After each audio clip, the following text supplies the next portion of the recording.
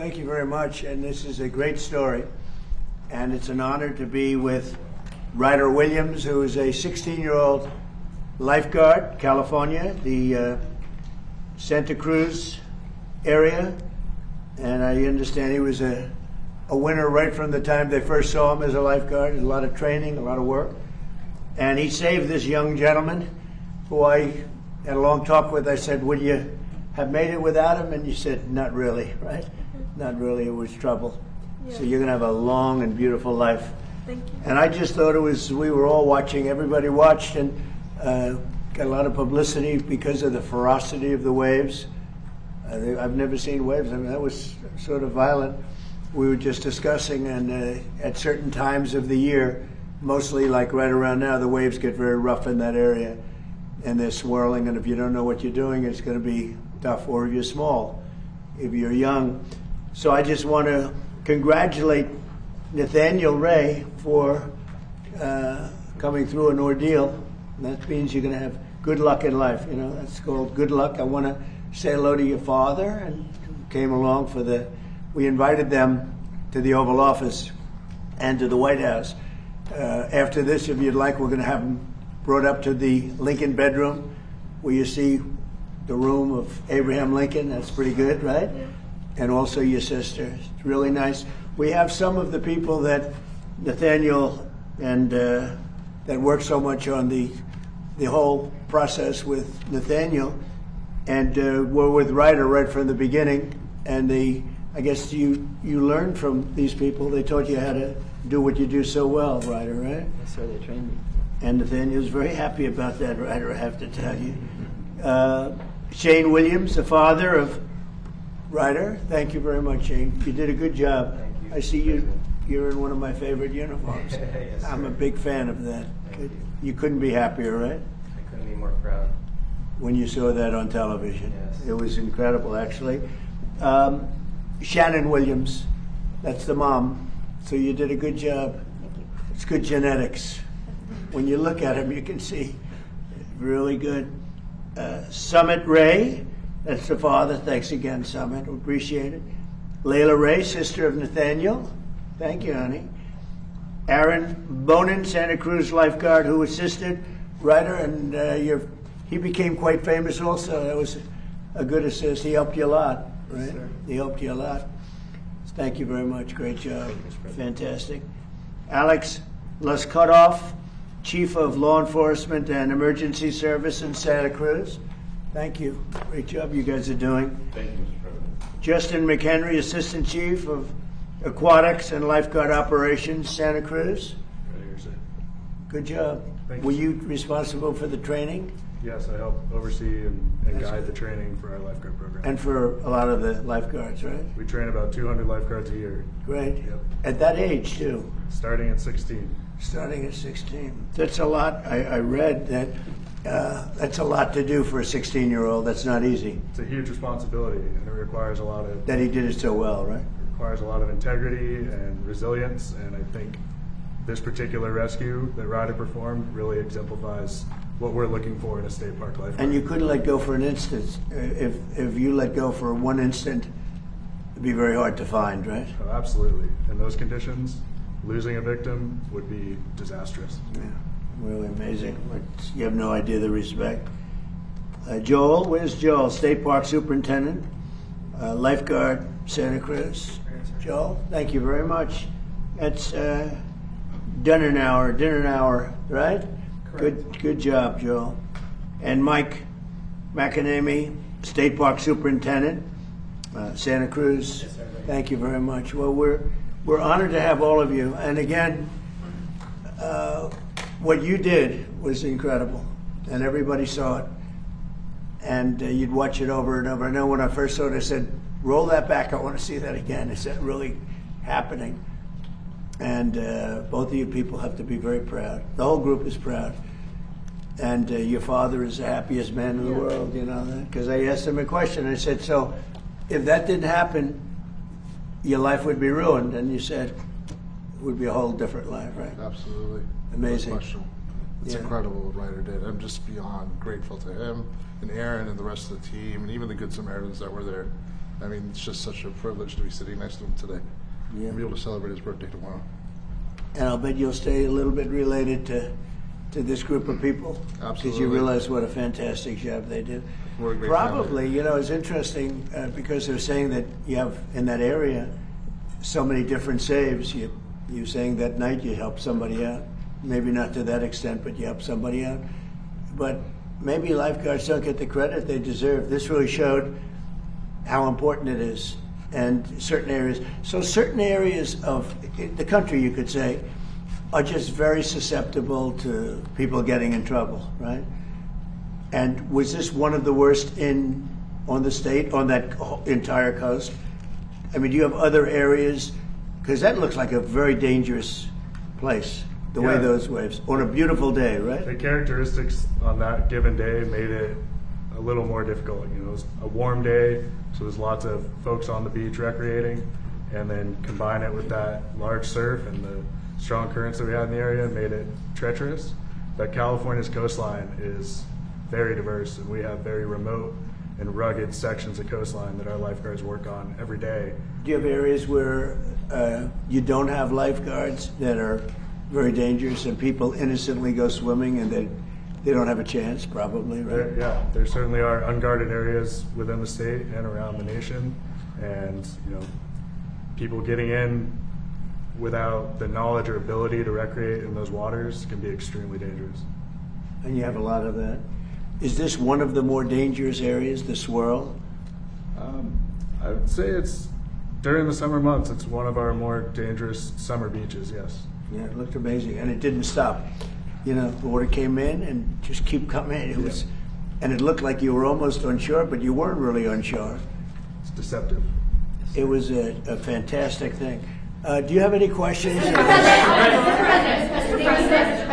President, and congratulations on being honored here, Mr. Let's Williams. keep the questions for them just for this, and then we can ask a couple later. Go ahead, Thank you, please. Mr. President. So thank you for doing this, first Good, of all. sure. What do you hope young Americans in our country take away from this incredible young man's That's story? a great question. I mean, look, they're going to look up to Ryder. They're going to look up to Nathaniel, the way Nathaniel handled it. He was cool considering the problems I was watching. You were very cool, and they're going to gain respect. I think, you know, very importantly, they're going to gain respect for what these people do, having to do with lifeguards and having to do with safety. This was an unbelievable experience. Anybody watching, like, it's not my world, but I respect that world. I always had, but never maybe so much as I do now. So I thought you bring, you know, to your profession, to what you do and what you do so well, you brought tremendous grace and experience, really tremendous grace, tremendous a feeling that it's so amazing to see this happen, to see it before your eyes. And I don't think any other, I've seen surfs, I've seen rescues before, I've never seen anything quite like this. It's been a great thing for your profession, and people are going to respect it even more, respect you even more. So I just thought it was really a very worthwhile event to have it at the Oval Office. So congratulations. Mr. President, okay, so I actually have a If you question. don't mind, can I have a question for the young gentleman as Go ahead, well? sure. So first of all, a lot of people are very inspired by what you did. Can you tell us what was going through your mind at those dangerous moments, and what would you like to do in the future? How has this experience as a lifeguard shaped you? In those dangerous moments that we have, we always try to fall back on our training. We are trained so well by many to handle that situation as best we can. So I really am just thinking about how to get the boy out of the water as fast as I can. And for shaping my future, I want to be a firefighter in the future, hopefully go through paramedic school. And He's off to a good start. We'll give him recommendations. We may have some good recommendations. Go ahead. That's all I have. Thank you. Can I, sorry. First of all, thank you. You are an inspiration for all of us, I think, and especially you give us hope for your generation. And along those lines, do you have a message for your generation about service and what you're doing? I hope that everybody can take away from this and try to help more people. Try to look out for everybody around you, and just try to help everybody out as much as you can. What's the average age of a lifeguard in your area? I'd say a lot of this last year, a lot of them were 16 to 17 years old. And you have some that make it a profession, right? Yes, sir. A lot. So do you have 35, 40, 45-year-old? Yes, That's sir. great. And they lead a beautiful life on the surf, right? Yes, sir. And they would rather do nothing else, That's right? right. That's very good. I think it's great. Mr. President, on a different topic. Well, Yesterday, wait, John. let's finish on this topic. This is very exciting to me. Mr. So, you know, it's so President, exciting to see something like this happen. He's a real hero. You know, when you see that, I don't know if I'd do it. I wouldn't probably. You're lucky I wasn't. You're lucky I wasn't on service that day. I don't know. But no, he's a real hero. It's an amazing thing. And he's a real lucky guy, too. God was watching you, right? Yeah. Great. Go ahead, please. Mr. President, I do have a question about Iran, but I would like to ask you something about the rescue as well. Following this, there's been a push in Congress to officially affirm that open water lifeguards should be recognized as first responders. That would apparently really open up access to benefits, more federal programs. Would you support that push? Well, I think they have gone a long way to get that done. You know, it's something most people don't talk about. We have a lot of other things we talk about. And first time I've ever heard the question, but this is something that's been going on, I guess. Is that right? I'd like to put my weight behind it. So let's take a look at it. Very important. Yeah, I like the idea. Why do you ask that question? I mean, is this something that's been discussed very Members much? of Congress have been talking about it in the wake of this Well, I rescue. think so, in yes. the wake of what happened here, there's a possibility something like that would happen. And Mr. President, your memorandum of understanding with Iran expires today. Are you any closer to reaching a final deal on ending Iran's nuclear Let's program finish today up- than you were 60 days ago? Let's finish up with Ryder, and then when we're done, we'll answer a couple of those questions. Yeah? thank you, Mr. President, again. So for the young men and for those who trained them here, so as a parent, I'm very concerned when I see moments like those. What's your message to parents across the country who want to really improve their children's safety, especially when they're younger like this? Well, I think you have to be going to the right beach, number one, and I think you have to have lifeguards around, right? Because you could go to that water. That looked so beautiful the day. It was such a beautiful day, everything nice. The water didn't look that bad, and then all of a sudden you see these violent waves come in. That's what amazed me so much. I studied it. I said, this is incredible. I've never seen that kind of roughness in water. I've seen tragic things happen, but I've never seen water that looks so calm, and then every 15 seconds, the violence comes back in. I think really you probably have areas, I'll bet you have areas that you think should have, as you call them, guards, that don't have. Can you imagine having more guards along the coast, parts of the coast, that aren't guarded where people die? Yeah, certainly. The National Water Safety Action Plan and the California State Action Plan both call for more supervision, and by supervision, Do we lose a lot of people due to lack of, covering an area? It can be challenging in some of those spots because of the economy to live there is Right. expensive. It's a coastal beach community, and there's $1 million homes on the beach, and our lifeguards are making a little more than minimum wage, but it can be challenging to live in those spaces, so it's hard to retain employees in those areas. As the lifeguards grow older and they want to make that a profession, which is a noble profession, they make much higher salaries, right? Yeah. Yes. If they become I mean, they make a good living. if they become a full-time lifeguard, which in our department requires you to become a peace officer, I see, okay. Well, that helps spur that other question. it does. That's a livable wage, and they can become members of the community and live where they're working, and give back. So will you be doing it? You helped so much with Ryder. Will you be doing it as a profession, or will you be doing other things later? So I'm actually a full-time firefighter paramedic with a fire department in California, and I've stayed on the books with state parks because I owe this program a lot, and it's done a lot for me. Oh, that's And great. I love being here, helping train people like Ryder, so I plan on staying around for a long time. That's great. Good job. That's fantastic. Yeah, please. Are you Policy okay? question, Mr. President? Go ahead. Under the post. There's a lot of debate right now about these license plate scanners that are going up across the country. They're called flock cameras. People are worried that the police might misuse them. Have you heard of them? Yep. Or what's your stance? Well, it's being studied right now. You have pros and cons, right? It's being studied right now. We'll have an answer sort of as to our views on it over the next couple of weeks. Mr. President, yesterday John Alsop said you'd rather travel with your aide, Natalie Harp, and build the ballroom than do your job as president. What is your Who said response, that? John Alsop? You mean Pee Wee Herman? Pee Wee Herman look-alike? No, I would much rather do other things. We're building a great facility here. We're fixing a White House that hasn't been taken care of. You can look at this. This room was a disgraceful situation, the Oval Office, and it was let go. The whole building, the White House, was let go. The exteriors were falling apart. The columns were falling apart. The whole place was a mess. In addition, they've been trying to get a ballroom for the last 150 years. And when I said I was going to build a ballroom, the military asked if they could see me. And they say, sir, we have an opportunity to go down deep into the ground and build a military facility to go to the White House and to go with all of Washington, D.C., which would be so valuable. And then they came up with the drone port on top, which would be a major drone port to protect the White House and all of D.C. And all of those things added up, and it became much more than just a ballroom.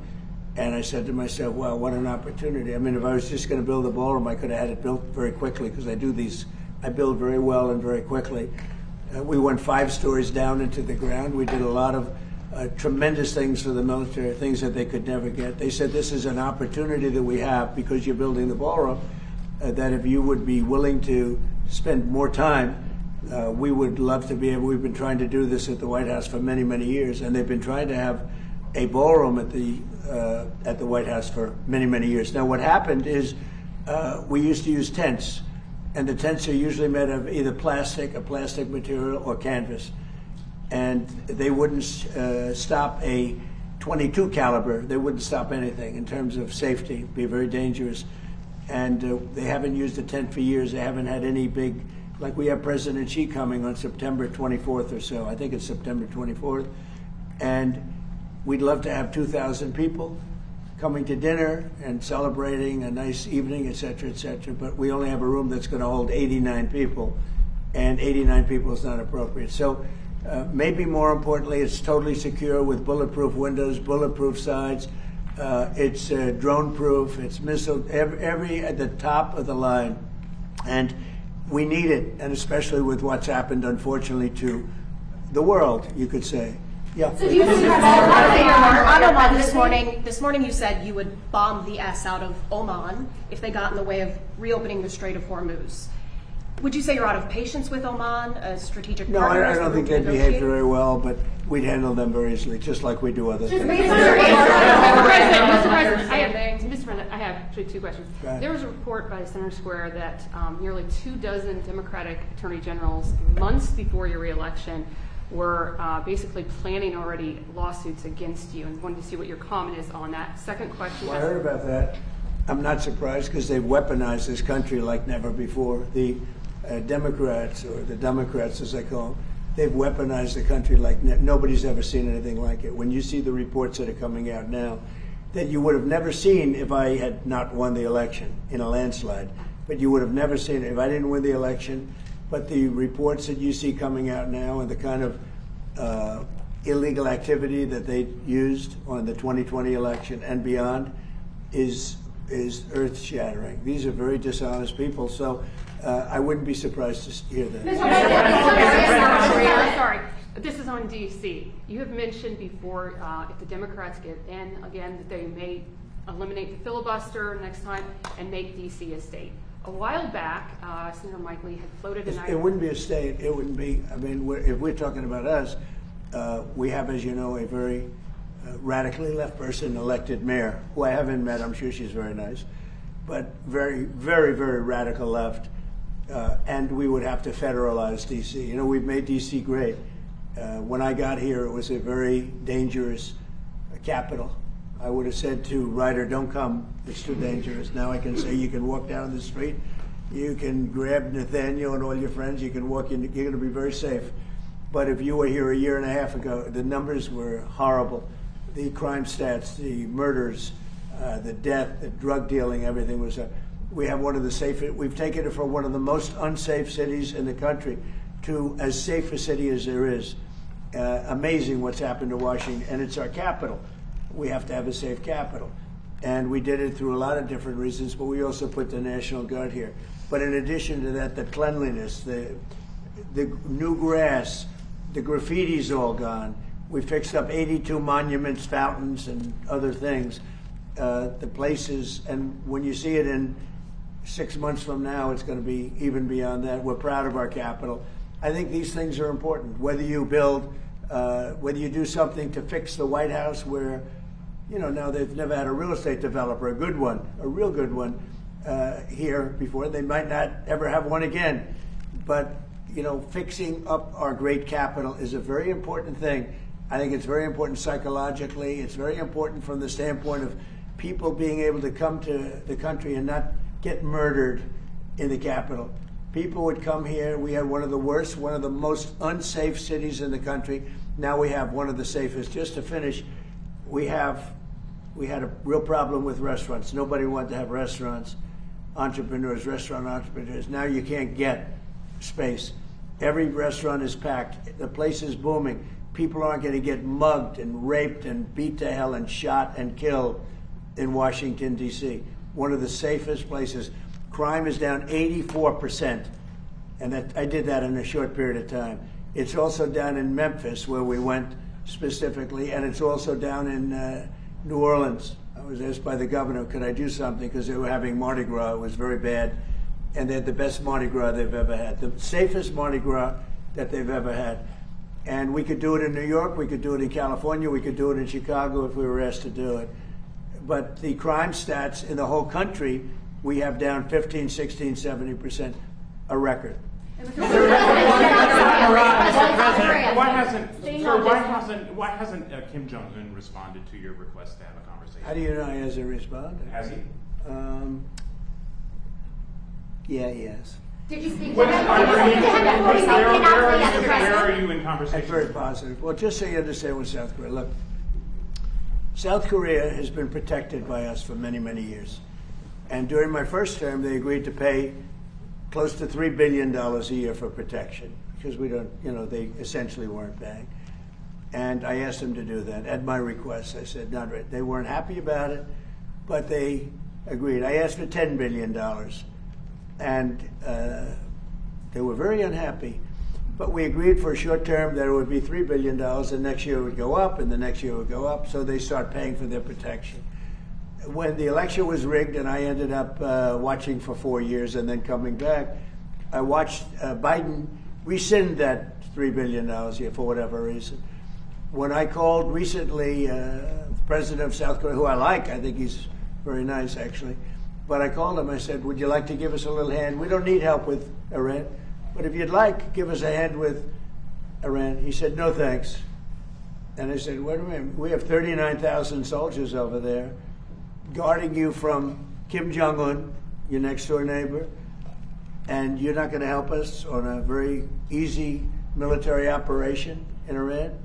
That's strange. No, we'd rather not get involved. I say, well, why are we involved in helping you? So, and I want to help them, but, you know, when you ask somebody, would you like to give us a hand, and they say, no thanks, and then we're guarding them from a country and paying ourselves billions of dollars, it's costing us billions and billions of dollars to protect not only them, but other countries. Look at NATO. We spend hundreds of billions of dollars protecting Europe from Russia. Hundreds of billions, mostly from Russia, but from other things too. And then they say, well, they don't want to get involved with guarding the strait where they get most of their oil. They get 50% of their oil, and they don't want to get involved. Why are we doing it? So all I want is fairness. And South Korea, I get along with them very well, but they were paying $3 billion a year, and then they convinced Biden that I was probably a bad person and they shouldn't, and he immediately rescinded that order. So we were getting paid. We would have been getting paid a lot more, but we can't go around and protect all of these countries, especially when they're not there to help us. On the expiration of the Memorandum of Understanding, are you any closer today to reaching a final deal to end Iran's nuclear program Well, they than want you to were make a 60 deal, days but they're ago? not going to make the kind of a deal that I feel is necessary. Look, we're in there for one reason. Iran cannot have a nuclear weapon. You understand that?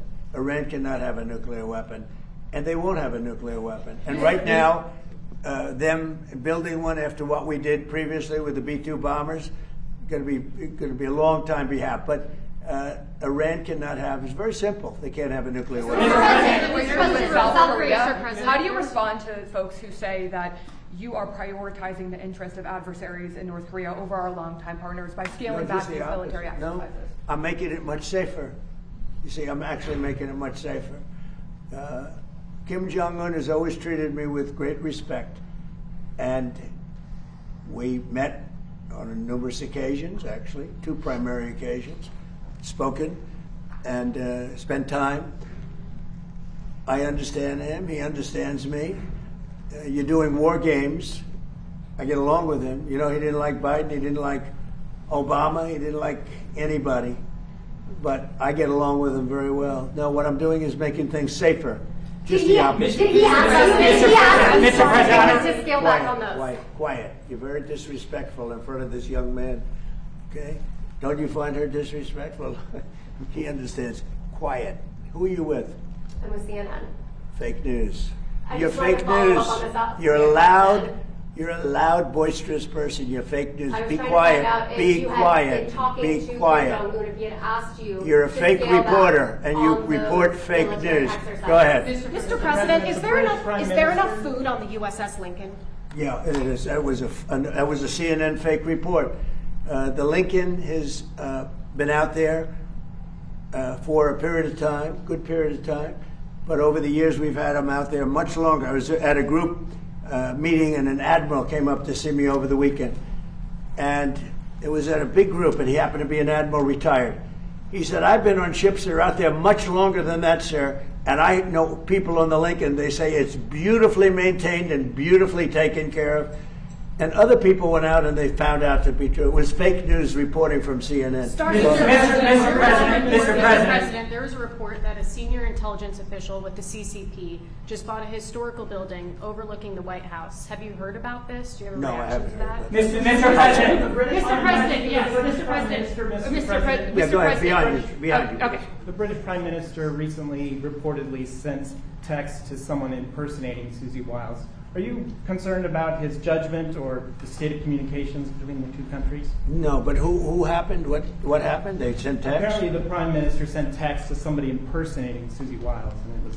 No, I'm sure that he had a miscommunication. Mr. President.